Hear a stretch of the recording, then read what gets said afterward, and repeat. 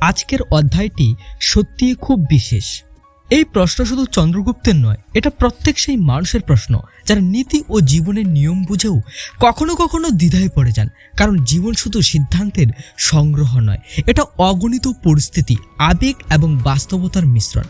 আচার্য চাণক্য ধীর ও শান্ত কণ্ঠে উত্তর দিলেন, হে চন্দ্রগুপ্ত, নীতি ও নিয়ম সার্বজনীন হলেও তার প্রয়োগ ব্যক্তির স্বভাব, সময় এবং সামর্থ্য অনুযায়ী ভিন্ন হতে পারে।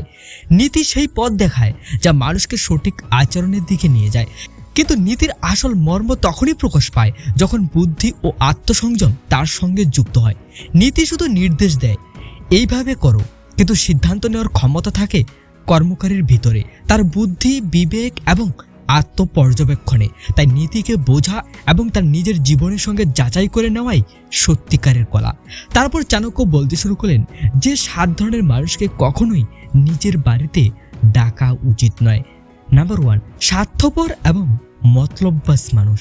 হে চন্দ্রগুপ্ত, জীবনের সবচেয়ে বড় ভুল হয় যখন আমরা সেই লোকেদের বাড়িতে ডাকি যারা আসলে আমাদের আপন নয়। এরা সেই মানুষ যারা শুধু নিজের কাজ হাসিল করার জন্য আসে।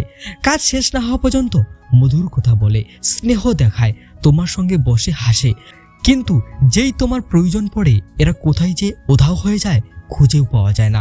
এরা স্বার্থপর। এদের কাছে সম্পর্ক কোনো পবিত্র বন্ধন নয়, একটা লেনদেন।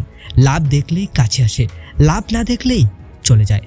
সত্যিকারের সম্পর্ক সংকটের সময় পরীক্ষা হয়। সুখের সময় তো সবাই থাকে, বন্ধু, পরিবার, সমাজ, কিন্তু দুঃখের সময় যখন সবচেয়ে বেশি সাহায্যের দরকার তখনই আসল মুখ বেরোয়। যারা সেই সময় ছেড়ে চলে যায় তাদের বারবার বাড়িতে ডাকা নিজের আত্মসম্মানের অপমান। এরা তোমার চোখের জল দেখেও পাশে আসে না, জানে তোমার সাহায্য দরকার, কিন্তু মনে করে তাতে আমার লাভ কি? লাভ না দেখলে পা ফেলতে কুণ্ঠিত করেন।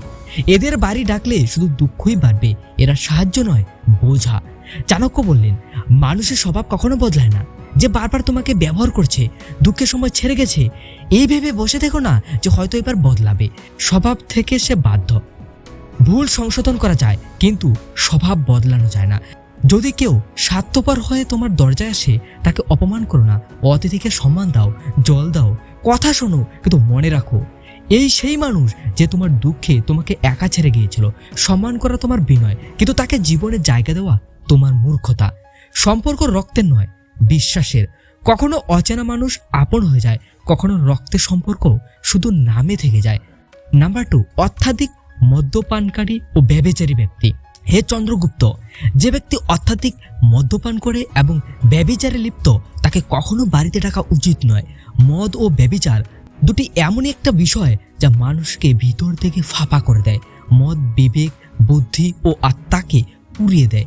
ব্যভিচার চরিত্র, মর্যাদা ও সম্পর্ককে ছিন্ন ভিন্ন করে দেয়।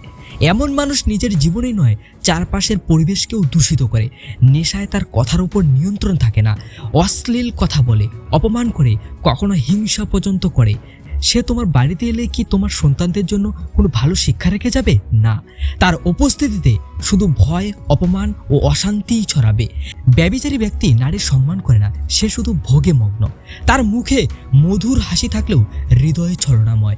সে বাড়িতে ঢুকলেই পরিবারের পবিত্রতা নষ্ট হয়। বাড়ি মানে শুধু দেওয়াল বা ছাদ নয়, সেখানে আত্মা শান্তি পায়, স্ত্রীর সম্মান নিরাপদ থাকে, সন্তানের সংস্কার গড়ে ওঠে। এমন মানুষকে ডাকলে তুমি নিজের বাড়ির ভিতরে ফাটল ধরিয়ে দিচ্ছ। নাম্বার 3, ক্রোধী স্বভাবের মানুষ। ক্রোধ সেই আগুন যা প্রথমে নিজেকে পোড়ায়, তারপর চারপাশকে ছাই করে দেয়। ক্রোধী ব্যক্তি জ্বলন্ত অঙ্গারের মতো, তাকে বাড়িতে ডাকলে নিজের উঠোনে আগুন লাগানোর মতো। সে ছোট কথাতেও রেগে যায়। খাবার ঠান্ডা হলো, বাচ্চারা শব্দ করলো, কথায় সামান্য ভুল হলো, সঙ্গে সঙ্গে চিৎকার চেঁচামেচি। তার উপস্থিতিতে বাড়ির শান্তি নষ্ট হয়। বাড়ির শান্তির স্থান, কিন্তু ক্রোধী ব্যক্তি এলে সেটা যুদ্ধক্ষেত্রে পরিণত হয়। ক্রোধ বুদ্ধিকে গ্রাস করে। সে কার সামনে আছে তা দেখে না, কথায় কাউকে আঘাত লাগবে কিনা ভাবে না। যদি সে পুরনো কথা তুলে ঝগড়া শুরু করে, তোমার পরিবারের মানসিক অবস্থা কি হবে? বাচ্চারা এই দৃশ্য দেখে কি শিখবে? যে রাগ করাই সমাধান? ক্রোধী লুকানো সাপের মতো, কখন কামড়াবে কেউ জানে না। নাম্বার 4, ইচ্ছিত আত্মীয়। ইচ্ছা সেই বিষ যা ধীরে ধীরে হৃদয়কে খোকলা করে দেয়। ইচ্ছিত আত্মীয় তোমার সাফল্য দেখে খুশি হয় না, তোমার সমৃদ্ধতাকে জ্বালিয়ে দেয়। সামনে হাসে, প্রশংসা করে, কিন্তু ভিতরে ভিতরে জ্বলতে থাকে। ও এত কিভাবে পেল, আমার কেন নেই? তার কথা, দৃষ্টি সব নেগেটিভ শক্তি ছড়ায়। তুমি যত এগোবে সে তত তিরস্কার করবে, তোমার সাফল্যকে ছোট করে দেখায়। এমন মানুষ বাড়িতে এলে তারা শুধু নেগেটিভ কথা ছড়ায়, তোমার মনোবল ভাঙ্গে। নাম্বার 5, মহাত্মা ও গুরু অপমানকারী। যে মানুষ মহাত্মা বা সাধু বা গুরুর অপমান করে তাকে কখনো বাড়িতে ডাকা উচিত নয়। এরা বাড়ির পবিত্রতা নষ্ট করে, নেগেটিভ শক্তি ছড়ায়। গুরু জ্ঞানের উৎস, তার অপমানকারী অজ্ঞানী ও অহংকারী। সে ধর্ম আধ্যাত্মিকতা নিয়ে ঠাট্টা করে, বাচ্চাদের মনে সন্দেহ জাগায়।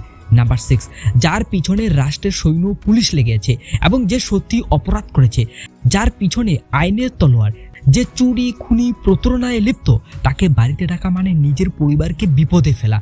পুলিশ এলে তুমি নির্দোষ হয়েও জড়িয়ে পড়তে পারো। নাম্বার 7, ধোঁকাবাজ ও অবিশ্বাসী আত্মীয়।